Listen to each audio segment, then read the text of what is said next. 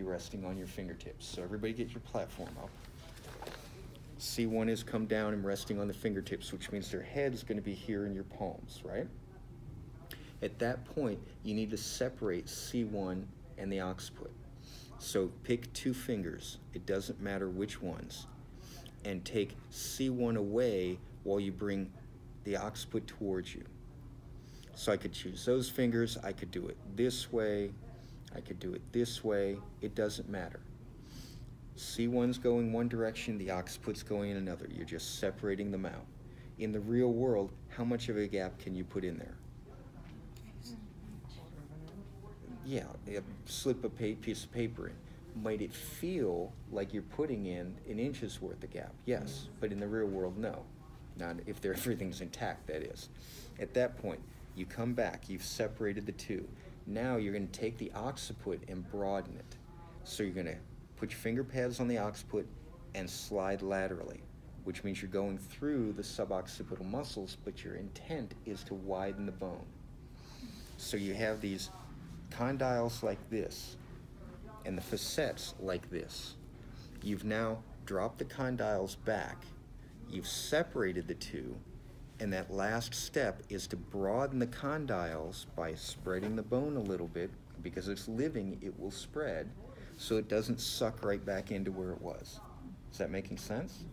So every time you need to come out, so I'm in, I come up, I find my position, my fingertips are pointed towards the back of their eyes, I've got them extended up, they've relaxed as much as they're going to at that point, or my fingers are giving out and I need to go elsewhere for a moment. I'm going to separate the two and spread the occiput every time.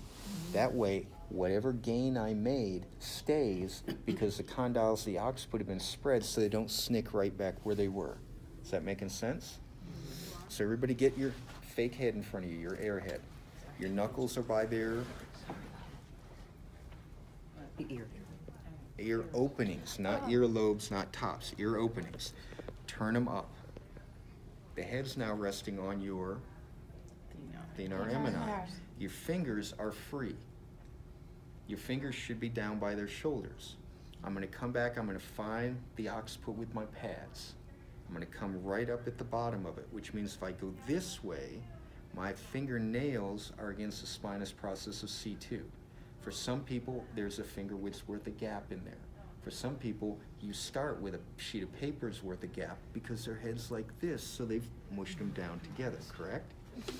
Then I'm going to raise them up. So now I'm supporting them on this platform. I'm keeping my fingertips pointed towards the backs of their eyes.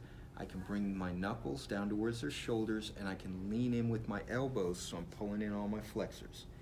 Then I hang out. Do I want them asleep at this point? I want them focusing where I'm at so their energy comes there so the muscles let go. So if I need to, I ask them, how's the back of your neck? How's this feeling? What's going on with this? I can wiggle. That will bring their attention there. And I'm going to hang out. What if one side lets go?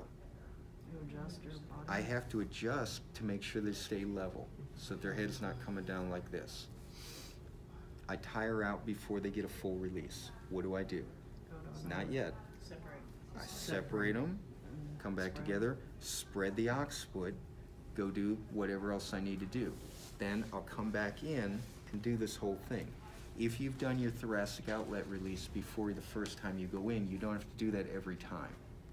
But if they're just coming in off the street, do the thoracic outlet. If it's been more than a couple hours, do the thoracic outlet first, then go in and do the first platform. After that, during the course of the treatment, you've already done that, so you don't have to keep going back every time you come back to them with the thoracic outlet.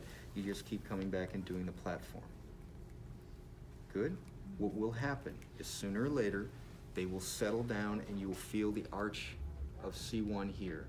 And it will feel like foam rubber over the top of something solid.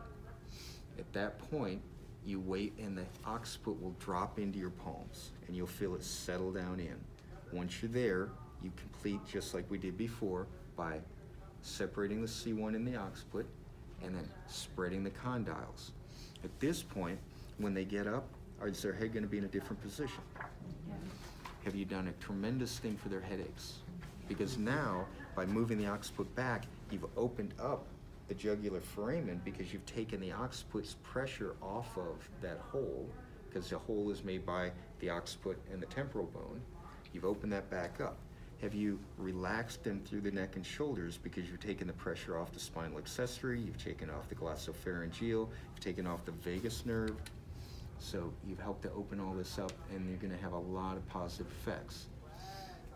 When they get up, you're going to want to make sure, after you've worked to get their neck in the right position, that they get up in a way that doesn't jam it back forward, which means if she was going to get up right now, she would bend her knees, turn to her side, drop her legs over, push up like this. If she just long sat like that, she's leading with her nose, right?